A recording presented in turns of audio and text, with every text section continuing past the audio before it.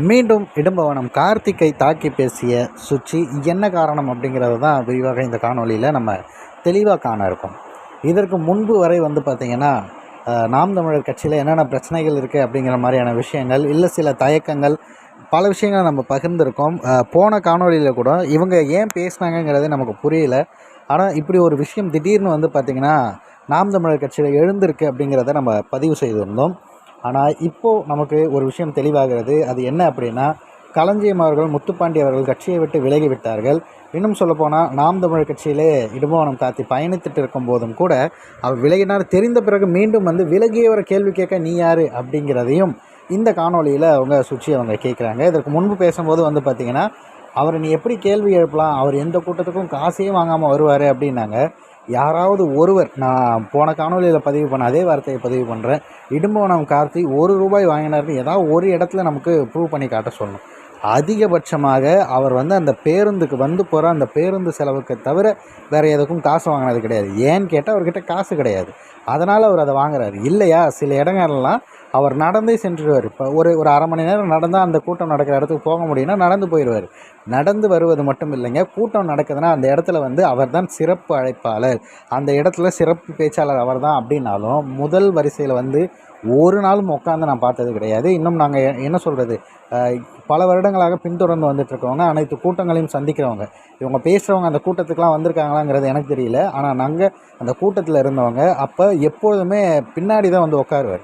அவரை வற்புறுத்தி தான் இழுத்து முன்னாடி உட்கார வச்சுட்டு நம்ம பேச வைக்க முடியும்.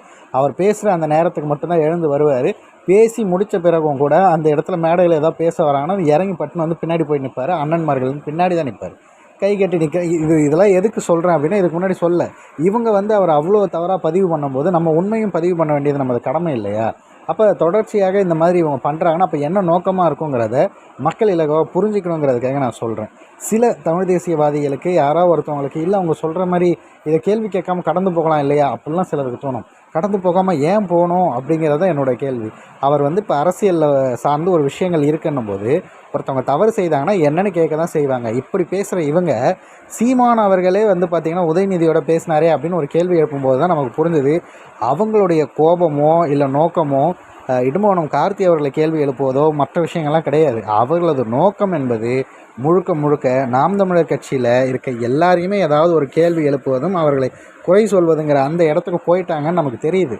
அதன் பிறகு நமக்கு அவங்களுக்கு பதில் சொல்லணும்னு அவசியம் கிடையாது. ஆனால் அவர்கள் நோக்கம் என்னங்கிறத நம்ம வெளிப்படையாக மக்கள் முன்னாடி பதிவு பண்ணுங்கிறதுக்காகத்தான் இந்த விஷயத்தை நம்ம மீண்டும் ஒரு காணொலியை எடுத்து பதிவு செய்கிறோம். இந்த மாதிரியான அங்கங்கே இந்த அட்டென்ஷன் பைத்தியங்கள் அப்படிலாம் இருப்பாங்க.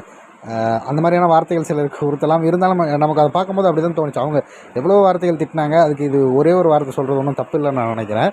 அப்படி அவங்க சில விஷயங்கள் பதிவு பண்ணுறாருப்போ கடந்து போயிருங்க, வேறு ஒன்றும் கிடையாது. ஏன்னா இவர்களது நோக்கம் இதுதான். இவர் மட்டும் கிடையாது, இன்னும் பலரும் இது போல் கிளர்ந்து வருவாங்க. நீங்கள் கண்ணெதிரே இது வரைக்கும் அண்ணன் சீமான் அவர்களுக்கு உயிராக இருந்து ஏதோ உதவியது போல் இந்த காணொலி பதிவிட்டவர்களெல்லாம் திடீர்னு பார்த்திங்கன்னா ஒன்றா கேள்வி எழுப்புறன்ற பேரில் முழுக்க முழுக்க நாம் தமிழர் கட்சிக்கு எதிராக மாறி நிற்பார்கள். அதையெல்லாம் நீங்கள் ஏற்றுக்கிட்டு தான் ஆகணும். காரணம் என்ன அப்படின்னா, அவர்களுக்கும் பசிக்கும் இல்லை, அவ்வளவுதான். அதற்கு மேலே அதில் பேசுகிறதுக்கு ஒன்றும் இல்லை. நன்றி, வணக்கம்.